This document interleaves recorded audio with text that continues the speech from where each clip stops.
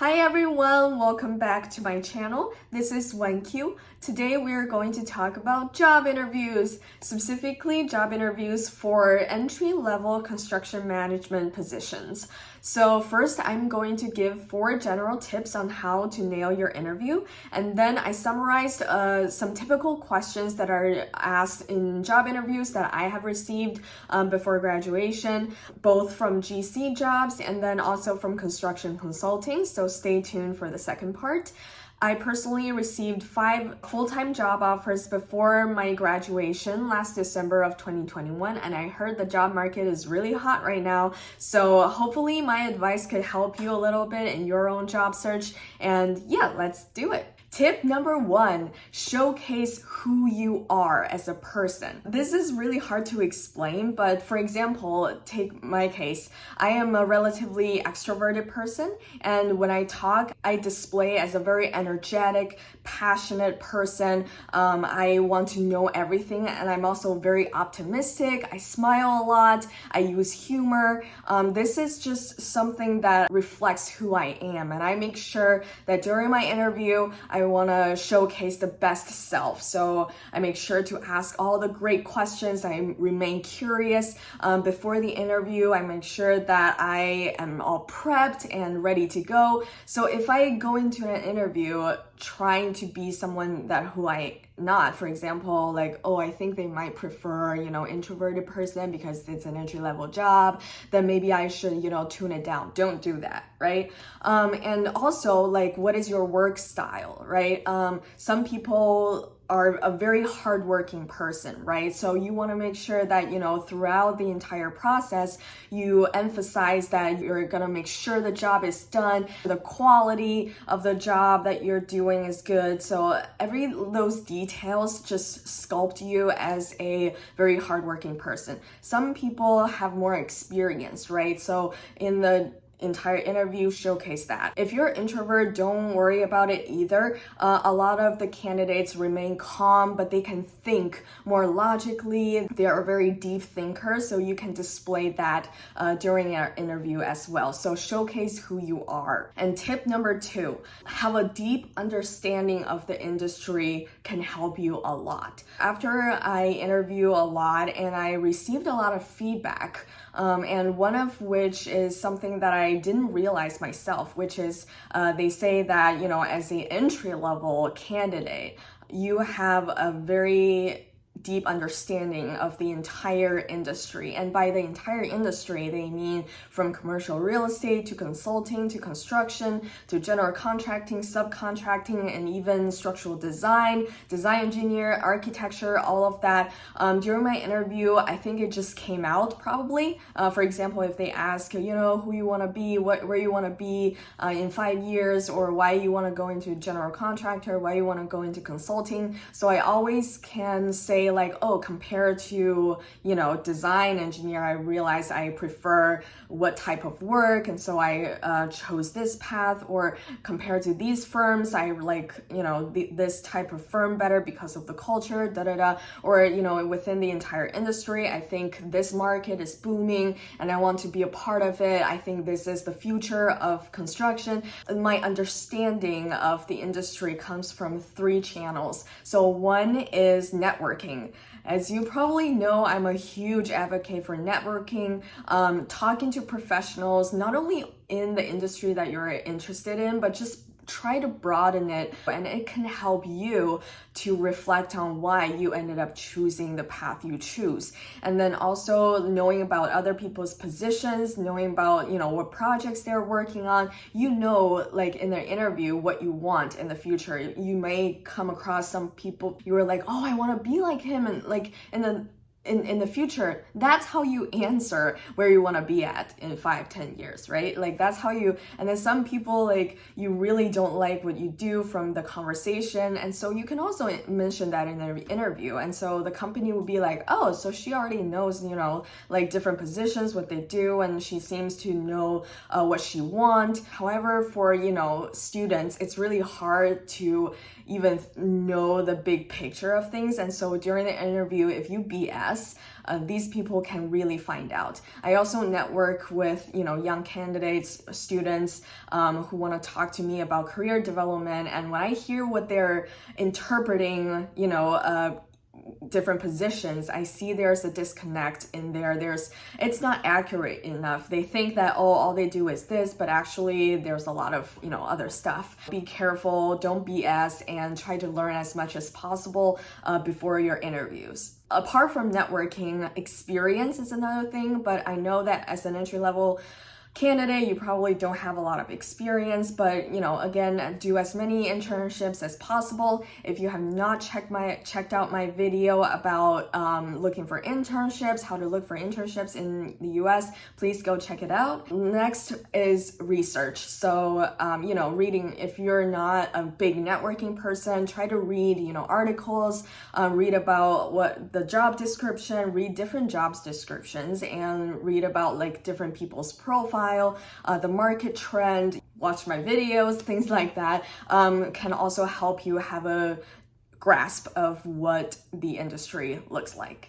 And tip number 3, storytelling. So United States of America, for all the international students out there, is a very story-heavy culture. People love when you do storytelling. And basically during the interview, a lot of the times, it's basically you telling a story to prove a point, or you tell a story to elaborate on a lot of the skill sets that you have for this position. So all of those comes from stories. So make sure to prepare a bunch of good stories that you have personally experienced and can be used in the interviews.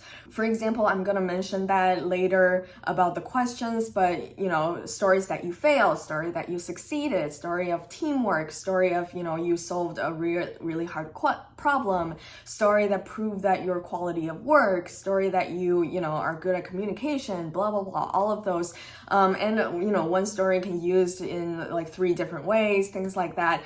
And also prepare on how you tell the story. How you tell the story is very important. And during the interview specifically, you need to showcase the problem that you met and your thought process and the action that you took, and then the lessons learned.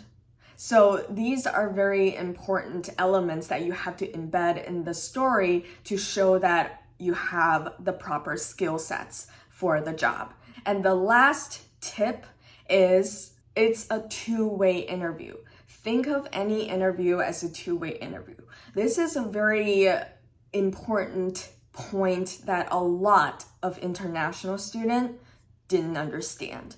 In a lot of Asian countries, the job market is extremely competitive, and there are probably more candidates than the job positions. In Chinese, there's a word called 卷. Basically, it means it's just so competitive that everybody is trying to outcompete others, and in the end, they will hire probably an overqualified person or something.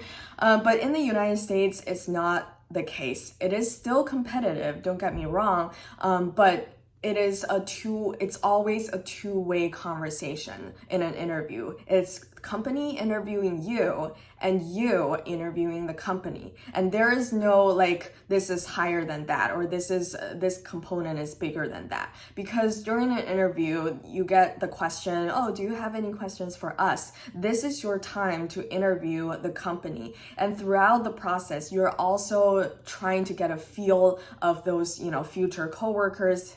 What are they like, what the culture is. If you're going into the office, you can feel the environment, and you have every power to say no in the end, and they have every power to say no or yes in the end. So it's always equal. So the company position and the candidate position is always equal. And you can be interviewing in different firms, and they can be interviewing in different candidates. So during an interview, never ever belittle yourself, and don't take it as, I'm just humble. Humble doesn't exist here, okay? It exists, but it is not a huge quality that you have to intentionally showcase to prove that you're a humble person.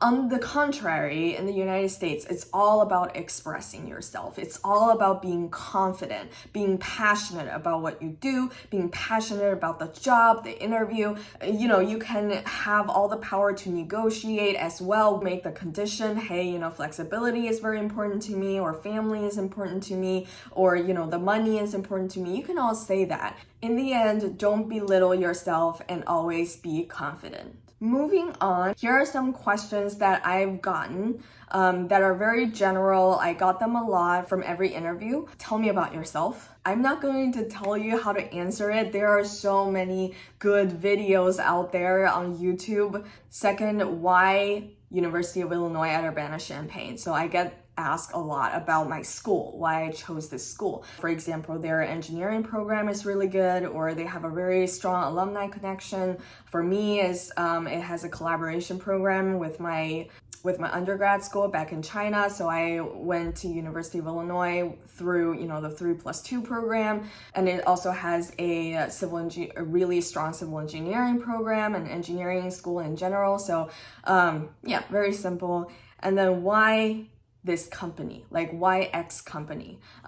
This you have to do a lot of research. Also, again, I want to circle back to networking. All of the companies that I interviewed for, I have somebody inside that I'm already connected. If I don't know anybody in the company, I would reach out, 2 weeks, a month before the interview, and then just to have a networking, informational interview with that person and learn about the company. And so during the interview, I would be like, oh, like why this company? Because it has a blah blah culture, or oh, the projects are very interesting, it has this project, or something like that. And they will be like so surprised, like, oh my gosh, so you already know so much about our company. Because a lot of the times during the interview, the company actually have to like introduce themselves a lot, and imagine doing that again and again for every candidate. But then one candidate, which is you, know everything about the company, or like know a lot of the things about the company, and like it saves them time too, saves both of your times.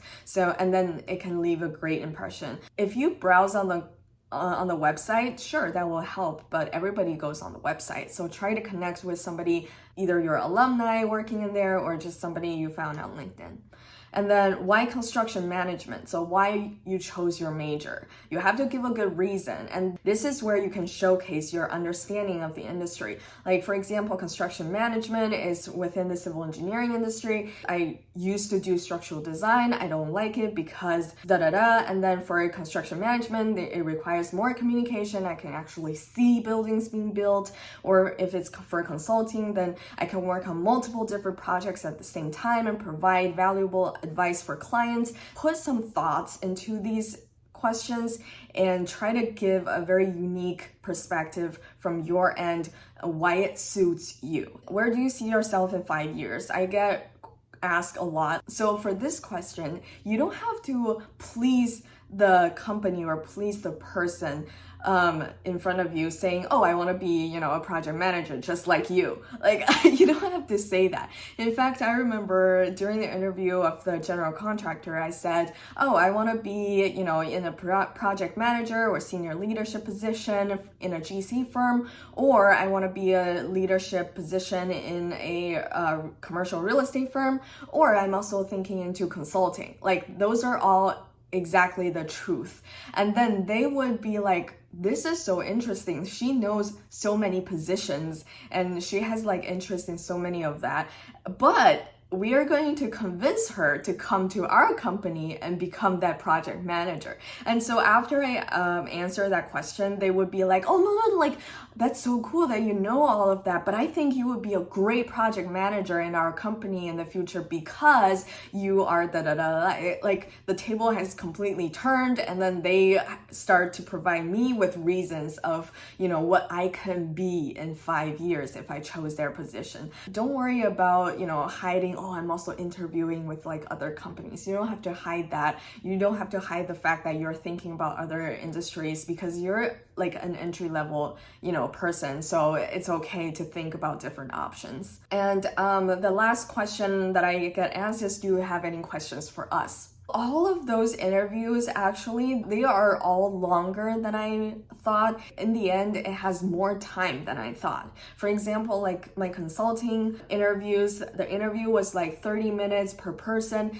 and then they would ask like one question or like two questions to me, and then I would answer all of those in the first like 15 minutes. Like, and then the next 15 minutes is all about you asking them or just like talking in general. And then it was like, I think 5 to 6 person, and then like for every person, like, do you ask the same question? Do you not ask the same question? Then if you choose not to ask the same question, then you have to prepare like a lot of questions to ask them. So some of the things that I ask, one is definitely about diversity and inclusion. This is something that is very important to me, especially in a very male dominant and white dominant industry. I want to make sure that I have the proper support from the company to make me grow as a woman in STEM, women in construction. So I always ask, what does the company do to support women in this industry? And I love to talk about this with men who are interviewing me and see their reaction. If they feel very uncomfortable answering these questions, then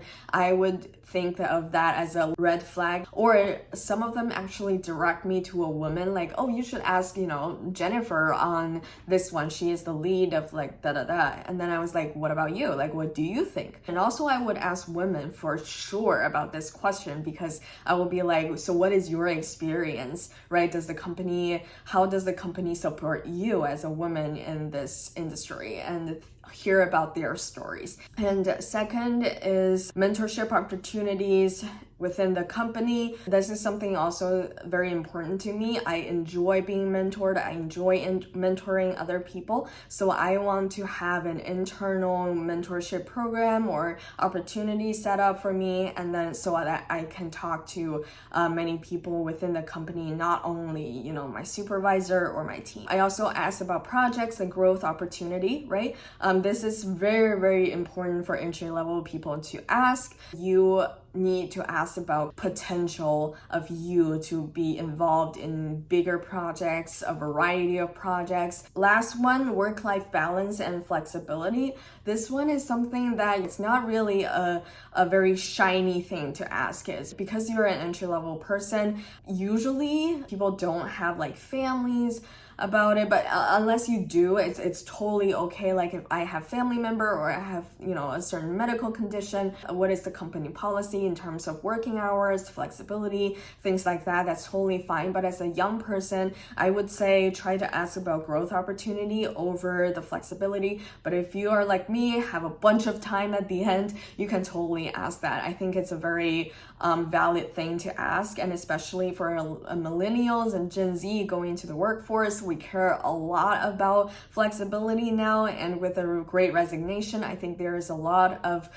negotiate potential in terms of working flexibility, working location, things like that. So definitely take advantage of this opportunity to ask that. And last but not least, questions about that interviewer, his or her personal experience with the company, his or her personal growth trajectory, their projects. Like I would totally ask that, because every interviewer, right, they have a different story, but then you can ask the same question, like, what is your story? What is your journey with the company? How did you ended up in this industry? Like you can totally flip the question of what they ask you, and then you would be like, tell me about a time when you faced a challenge in your projects, like going back to the two-way stream interview process. It's a great opportunity for you to learn more about that person. So in summary, I want to emphasize that